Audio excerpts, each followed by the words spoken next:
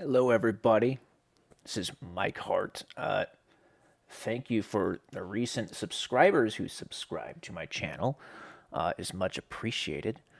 And people who haven't subscribed yet, you're going to want to do that because I have stuff coming up that is not like anything you've ever seen.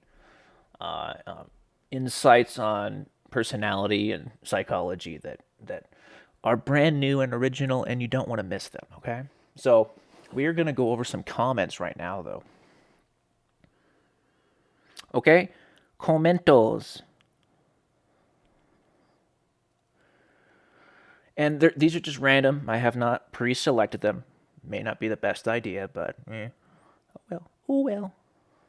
Let's live dangerously, guys. Let's see how much trouble we can get into. Oh, here's a good one. I like you. You get us, heart. Thank you. This is from Lin Yen Chin. Remember Powerpuff Girls in the late 1990s? Would Bubbles be an INFP? She was not the smartest or the most combat savvy, but the very moment her sisters are hurt, her power explodes as she overcomes all her limits to do what is right. Honestly, Lynn, I don't remember. I don't actually know which one is Bubbles because I didn't really watch the Powerpuff Girls. I think I maybe saw a couple episodes because I have a little sister, but so yeah, I can't answer that because I don't remember uh, Bubbles.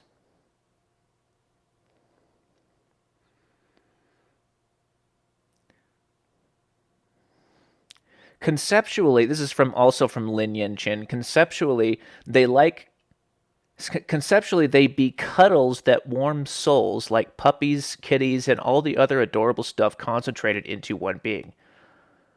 I have no idea what you're talking about once again, Lin. He also says on my 5 MBTI myths video, no homo, but your face looks nicest with that amount and format of hair. I've never heard of a format of hair. I'm not sure what you mean by that, but thank you. Thank you. I don't I don't even think I have any facial hair in that video, but okay.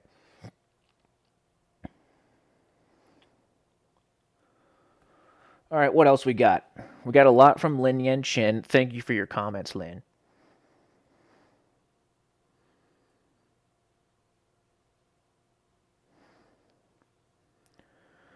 Rebecca Phillips says, Chuckles, no, no, go on. You're on to something here. Now, I can't tell if your comment is sarcasm or you really do want me to go on. That was on my last video. Why modern women aren't happy. Lin Yen Chen says, please involve your take on giant robots. I'll try to include that next time, Lin. My next video. Next.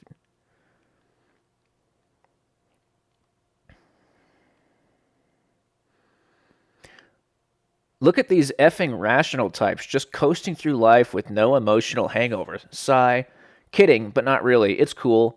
Makes you realize there are many different ways of being. Helps you snap out of your innocent feelings. So, yeah, thanks.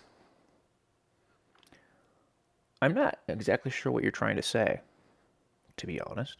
Thank you for your comment, though.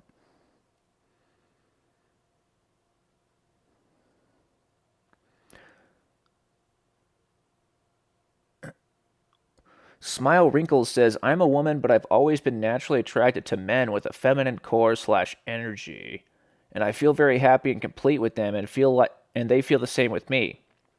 It's like we find refuge in each other's company. I guess it makes sense because I'm competitive by nature and I like to initiate. I find men with a masculine energy repulsive because the relationship quickly turns extremely competitive instead of it being harmonious. Now, don't confuse toxic masculinity with masculine energy. Those are different things.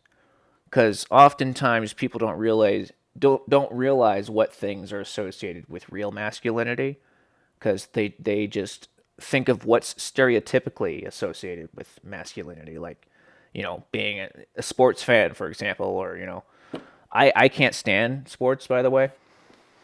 I like playing sports, but I've never been able to understand sitting for 4 hours watching a sporting event. I just don't get it. You'll never get me to do it. My dad was obsessed with golf growing up, and just like I liked playing golf, okay, and apparently I was good at it, but I just don't. I can't sit through a 4 hour tournament. How? How do you guys do it? Explain to me this. Anyway, on with the comment. So we make good friends though because we push each other in the better or to be better, but horrible partners. But I agree that I'm in the minority because the majority of women want men with a masculine energy, and it's probably unfulfilling for them to be with men who have feminine energy. Yes, it is. And the majority of men want women with feminine energy, and it's probably unfulfilling for them, etc. Finding the right partner is a struggle for the minority of feminine men and masculine women because society thinks they shouldn't exist because they're not the norm or that they're all lesbians or gays, which is not true. I don't think it's so much that society thinks they shouldn't exist. By the way, society doesn't have any thoughts, but I get what you're trying to say. I don't think it's necessarily that society thinks they shouldn't exist. It's just anytime you're the minority, you're gonna have difficulties, and it's just reality of life. You can't, but you shouldn't complain. You shouldn't sit around complaining about it. Self-responsibility is everything. But yeah, I get what you're saying. It definitely poses challenges to be the minority in any way.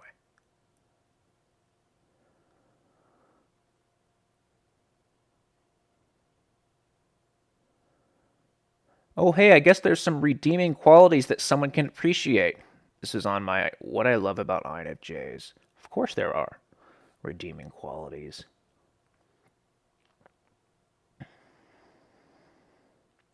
You're such an INTP, lol. I guess I'll take that as a compliment. Yeah, for some reason, I don't like being compared to other INTPs or other people in general. And friends of mine will quickly learn that when they say, "Hey, you know who you're like?" Don't even finish that sentence; you'll just piss me off.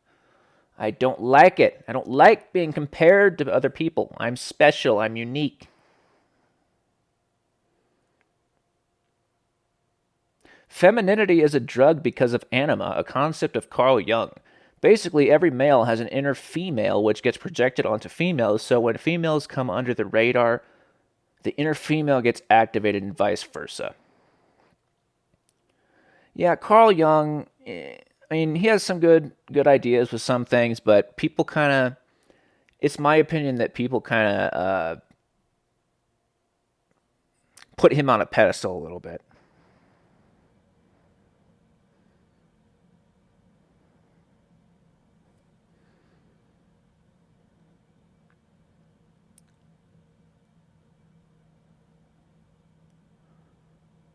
Now I'm curious what your wife's type is. I am not married. No ring. That aside, I can tell from this relationship breakdown how being raised by an INFJ affected your outlook. I would have said the exact same thing. LOL. Emotional sobriety and consistent behaviors are key indicators of whether a relationship will endure or not. Yeah. I don't have a wife, though. I don't know why you thought I did. Never been married. INFP here, and I appreciate your words. INTPs are awesome because they are open minded, seek knowledge, say things that make me think at another angle, attentive, clear minded, and are selective on who they let in. That is true. LOL, I am basing this on one INTP that I know of, but I've met a lot of people most only see what they want to see. It's very true about only letting, very selective on who they let in. That is true. I do not get close to people easily at all. Like people, a lot of people want to. I've had several. I can't speak today. Several requests to do collabs with people recently, and I just don't. If I don't know you, then I'd much rather get to know you a little bit first before I just jump into a video together. Man, my hair is crazy right now. Anyway, so yeah, it takes me a while to warm up to people. I have to pretty much decide. I don't know. I don't understand people that just want to like jump into something like that. I have to know what we're talking about, what the format is, what kind of things I could expect. But yeah,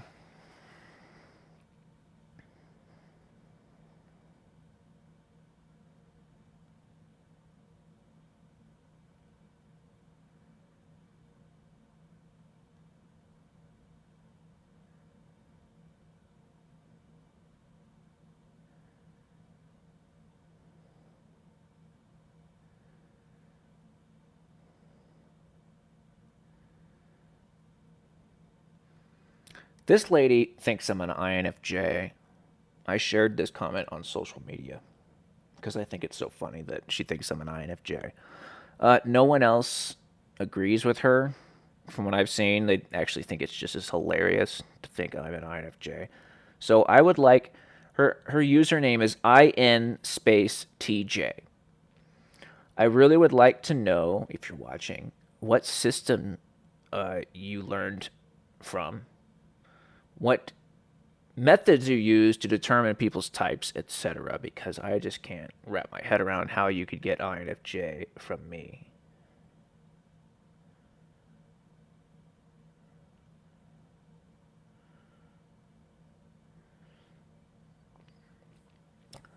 This person would like to have a video on extroversion versus introversion explanation and the role that fear or insecurity plays out differently for male versus female and effectively each type, lol. Please excuse my lack of grammar. Just wanted to throw some stuff out there. Thank you for your suggestions.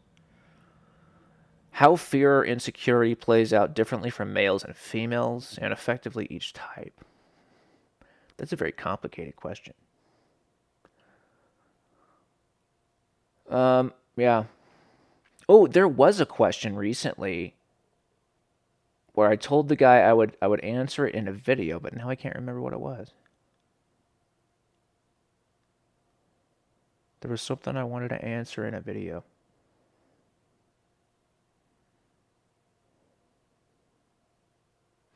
Well, there was this one guy who wanted to know how INTPs can be more ambitious or whatever, or how they can be better at managing their time and getting motivated, to achieve their goals and stuff. Um, and as far as motivation goes, my best advice is to just start taking action because, especially, this is true for most people, but especially INTPs, um, we really can be perfectionistic before we get started on something. We want to make sure we have it all lined out, planned out before we even start, which is a mistake because action is the key to confidence, motivation, etc., and clarity of mind. The more you take action, the more results you get.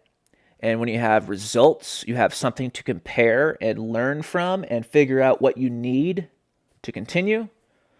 Um, so you need to take action.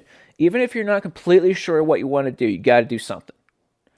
You got to just dig in. And you can learn something from SPs in this area because SPs are really good at just kind of going at something, just digging in. Instead of researching something, they'll just start tearing it apart and start figuring it out.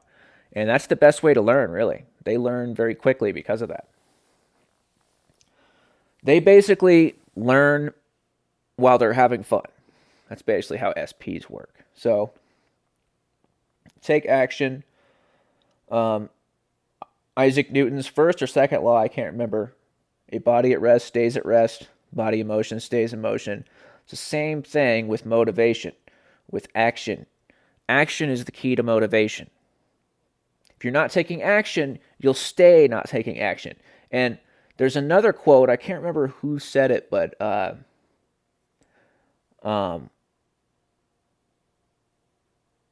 inaction breeds doubt and fear, and action breeds confidence and courage. And that is true. You have to take action. You have to get out there, get uncomfortable. Being uncomfortable is also very important. Going outside your comfort zone. And this actually applies to everyone. You should always be pushing yourself. You should never be comfortable. Anytime you're comfortable, especially as an INTP, we have a tendency to get comfortable. Anytime you're comfortable, you should do something to snap yourself out of that. Shake things up a little bit. Smack yourself in the face if you have to. I've done that before. Really, I have. So, make yourself uncomfortable. It's very important. And you have to fail. Taking action and failing is more productive than taking no action. No action, you get nothing. Taking action and failing, like I said before, you get a result. When you have a result, you have information. When you have information, you have information you have now versus information you had before, right? So you can compare two different things and learn from it. And you also can figure out what you're missing and build on it. Keep building on it. If you have to fail a million times, not literally a million times, but you know what I mean. It's very important to fail. So yeah, guys, I think that's about it. Hope you enjoyed my, watching me anyway. I will be releasing more videos. I'm going to try for at least 4 videos a week.